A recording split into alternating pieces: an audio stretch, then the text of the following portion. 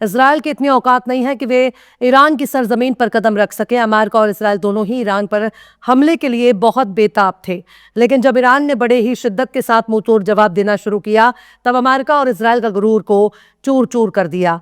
America और Israel खुद को बहुत सुपर पावर कहते थे, खुद को बहुत ताकतवर समझते थे, खुद के आगे दूसरों को कीड़ा मकोड़ा समझते थे। आज वही अमेरिका और वही इजराइल ईरान के बनाए जाल में फंस चुके हैं, जहां से निकल पाना उनके लिए बड़ी मुश्किल नजर आ रही है। सलाम, नमस्ते, सत श्री अकाल। मैं हूं आपके साथ हर्षिता मिश्रा और आप देख रहे हैं टाइम्स मेल। अमेरिका और इजराइल ईरान पर हमला करके अपनी ताकत दिखा रहे थे। ईरान के यूनिवर्सिटी, कॉलेज, हॉस्पिटल, फैक्ट्री, कारखाने, यहां तक कि स्कूलों के छोटे छोटे मासूम बच्चों और छोटे छोटे मासूम बच्चियों पर बमबारी करके खुद की पीठ थपथपा रहे थे। पर उन्हें यह नहीं समझ में आया कि जब ईरान भी उसी पैटर्न पर हमला करेगा, उनका क्या होगा। ईरान ने मिडिल ईस्ट में अमेरिकी ठिकानों को धुआं धुआं कर दिया। इजराइल का चप्पा चप्पा, इजराइल का कोना कोना, इजराइल का एक एक इलाका, यहां तक कि गली मोहल्ला, रास्ते, चौराहे भी बाकी नहीं रह गए जहां ईरान की मिसाइलों ने सलामी ना ठोकी हो। हर इलाका खंडर में तब्दील हो गया है। इजरायली सड़क पर नेतन्याहू के खिलाफ आवाज बुलंद कर रहे हैं और कह रहे हैं कि ये आखिर तुमने हमें कहां लाकर फंसा दिया। बंकर में लोग मर रहे हैं, वहां लाशें पड़ी हैं, खाने पीने का इंतजाम नहीं है, बंकर में दम घुट रहा है, आखिर वक्त गुजारे तो कैसे। पर अफसोस, ये एक ऐसे शख्स से अपना दुखड़ा सुना रहे हैं जो खुद ही जान बचाकर यहां वहां भाग रहा है। नेतन्याहू रोज अपनी लोकेशन बदल रहा है, रोज एक बंकर से दूसरे बंकर में जाकर छिप रहा है। उसे रोज अपने तहफ्फुज़ की फिक्र सता रही है, जिसे नहीं पता कि आंख बंद करने के बाद अगली सुबह आंख खोलने पर वे खुद को कहां पाएगा।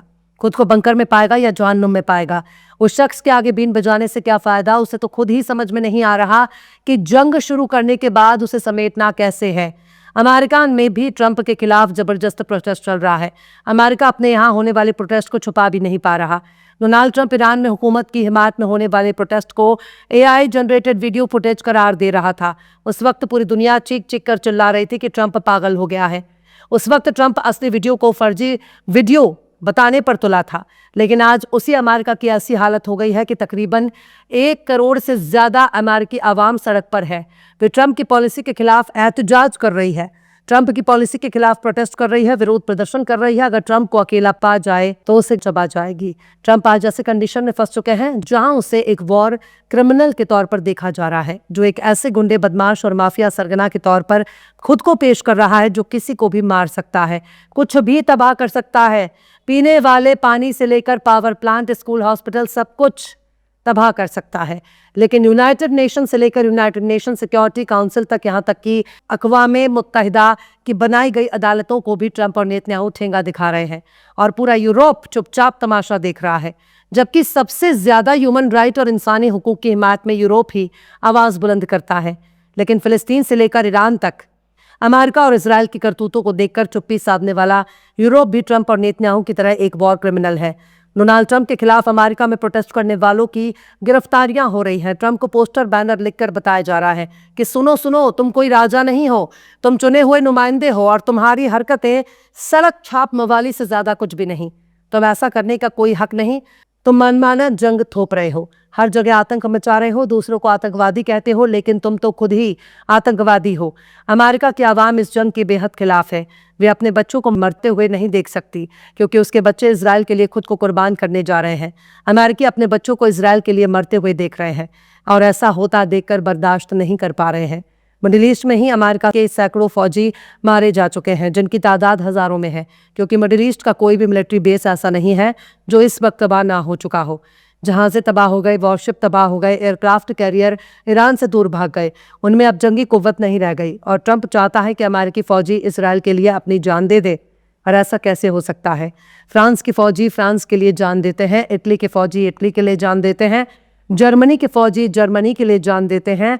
हर मुल्क का फौजी अपने देश के लिए जान देता है, पर अमेरिका ऐसा देश है जिसके फौजी आज इजराइल के लिए मर रहे हैं, इजराइल के लिए कुर्बान हो रहे हैं, इजराइल के लिए जान दे रहे हैं। तो ऐसे में सवाल है कि इजराइल की अपनी फौज का क्या हाल है। वे क्यों नहीं ईरान से मुकाबले में जमीन पर उतरती। उसे तो कम से कम ईरान के खिलाफ जमीन पर उतरना चाहिए। तो साहब, वे पहले ही सरेंडर कर चुकी है। इजराइल पहले ही बोल चुका है कि वो अपना कोई भी फौजी ग्राउंड ऑपरेशन में नहीं भेजेगा। तो ऐसे में सवाल है कि ट्रंप आकर किसके भरोसे इस जंग को शुरू करने गया था। तो इसका सीधा सा जवाब है कि इजराइल ने एक गंदे नाले के आगे बोर्ड लगा दिया और उस पर लिख दिया कि ये छोटी गंगा है। और छोटी गंगा बोलकर नेतन्याहू ने ट्रंप के सारे कपड़े उतार लिए, चड्डी उतार लिया, बनियान उतार लिया, जूते मोजे उतार लिए, ट्रंप को बिल्कुल नंगा कर दिया। नेतन्याहू ने ट्रंप को कह दिया कि बस गंगा में कूद कर खुद को पवित्र कर लो, ईरान पर कब्जा कर लो। और जब ट्रंप छोटी गंगा में कूद गया तब उसे पता चला कि वो जमाने भर के टट्टी, पेशाब और गंदगी में डुबकी लगा चुका है, जहां से बाहर निकलने का रास्ता बंद है। नेतन्याहू कपड़े भी लेकर फरार है। अपना ट्रंप के पास बाहर निकलने की ताकत है, न छोटी गंगा समझकर नाले में डुबकी लगाने की कोई वजह सामने आ रही है। जिसके भरोसे ट्रंप ने डुबकी लगाई थी वही उसका कच्चा निक्कर, लंगोट, बनियान, कपड़े, जूते, चप्पल लेकर फरार हो गया। ट्रंप अकेला खड़ा है। अगर वे पीछे हटता है तो पूरी दुनिया उसे एक हारे हुए शख्स के तौर पर देखेगी।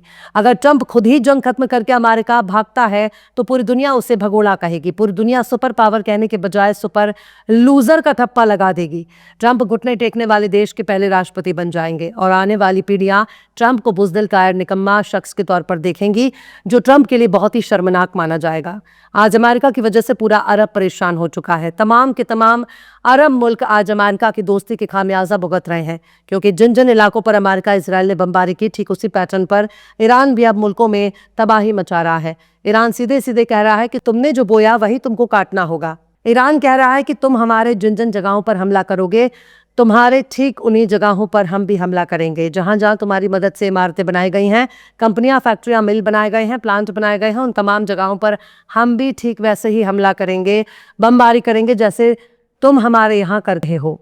वहीं इजराइल की फौज कह रही है कि हमारे यहाँ फौज की भयंकर कमी है, रिजर्व फौजी टिक नहीं पा रहे हैं, उन पर बहुत ज्यादा बोझ बढ़ गया है, हमारे पास परमानेंट फौजी नहीं है। परमानेंट फौजी न होने की वजह से आईडीएफ पर दबाव बन रहा है। आईडीएफ टूट सकता है, जल्द से जल्द परमानेंट फौजियों की जरूरत है। यानी अब पानी सर से ऊपर उठ चुका है। ईरान चाहे तो इजराइल को नक्शे से मिटा सकता है। Hamas, Houthi, Hezbollah, Kataib Hezbollah, Iraqi resistance और ईरान की हिमायत में बड़ा हर अस्करी तंजीम अमेरिका पर हमला करने नहीं जाएगा, बल्कि वे अमेरिका का बदला इजराइल से चुकता करेगा। इजराइल इस वक्त खंडर में तब्दील हो गया है, जिसे अपने पांव पर खड़ा होने में बरसों बरस लग जाएंगे। अमेरिका, इजराइल ने ईरान पर हमला करके मधुमक्खी के छत्ते में हाथ डाल दिया है। अब उनके लिए अपने गुनाहों का कफारा अदा करना बहुत मुश्किल होता जा रहा है। जंग बहुत भारी पड़ गई, अमेरिका और इजराइल को लेने के देने पड़ गए। फिलहाल इस खबर में बस इतना ही। यह एपिसोड आपको कैसा लगा कमेंट बॉक्स में जरूर से बताइए। पसंद आए तो लाइक करें, शेयर करें और बेबाक, निष्पक्ष, स्वतंत्र पत्रकारिता को सपोर्ट करने के लिए हमारे चैनल टाइम्स मेल को जरूर से सब्सक्राइब करें और बेल आइकन की घंटी वाले बटन आप जरूर से दबा दें, ताकि आपको हमारे आने वाले नए वीडियो की नोटिफिकेशन फौरन ही मिल जाए। फिर मिलते हैं किसी और वीडियो में एक नई खबर के साथ। हर्षिता मिश्रा को दीजिए इजाजत। जय हिंद। अगर अभी तक आपने हमारे चैनल टाइम्स मेल को सब्सक्राइब नहीं किया है तो जल्दी से सब्सक्राइब कर दें और बेल आइकन भी प्रेस कर दें।